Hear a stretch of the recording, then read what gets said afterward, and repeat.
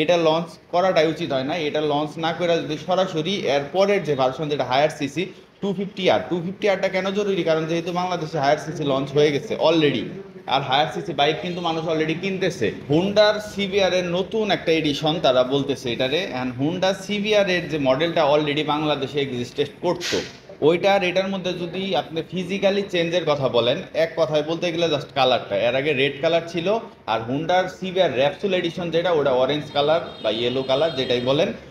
এইটা রেড কালারটা অনেক দিন আগে ছিল, এটা যে ছিল না এমনটা না, এটা 2017-18 পর্যন্ত মেবি পাওয়া যাইতো। 17-18তে যারা কিনছিলেন এই সিবিআরটা তারা হয়তো পাইছিলেন, তারপরে এটা বন্ধ হয়ে গেছিল।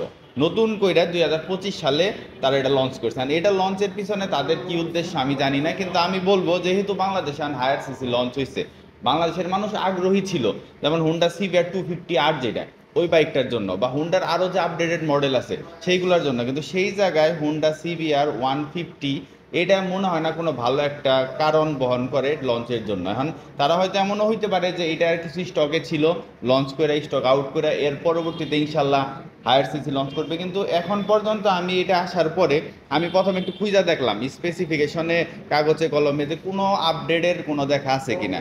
কোনো আপডেটের দেখা নাই, মানে এর আগের ভার্সন আর এই ভার্সন সেম। আমার ধারণা এটা লঞ্চ করাটাই উচিত হয় না। এটা লঞ্চ না করে যদি সরাসরি এরপরের যে ভার্সন, যেটা হায়ার সিসি 250Rটা কেন জরুরি, কারণ যেহেতু বাংলাদেশে হায়ার সিসি লঞ্চ হয়ে গেছে অলরেডি, আর হায়ার সিসি বাইক কিন্তু মানুষ অলরেডি কিনতেছে, যেমন রয়্যাল এনফিল্ড, সিএফ মোটর, এই সব কোম্পানির কিন্তু হায়ার সিসি বাইকগুলো প্রচুর সেল হইতেছে। সো সেই জায়গায় হুন্ডা এত নাউন ব্র্যান্ড, বিশ্বের 1 নম্বর ব্র্যান্ড, তাদের কিন্তু একটা হায়ার সিসি বাজারটা পুরো ফাঁকা।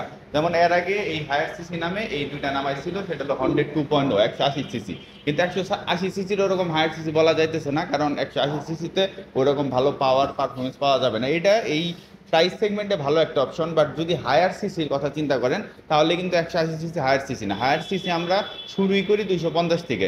সেক্ষেত্রে এখন অবশ্যই উচিত ছিল এই হুন্ডা সিবিআরটা না নামাইয়া অবশ্যই 250 সিসিটা নামানো। আর এই জায়গায় ফিচার টিচার সব সেম, এটার মধ্যে অনেক ভালো ভালো ফিচার আছে, বাট এটা তো অলরেডি আছে। আর এটার প্রাইস যদি বলি, এটার প্রাইস হচ্ছে 6,50,000 টাকা।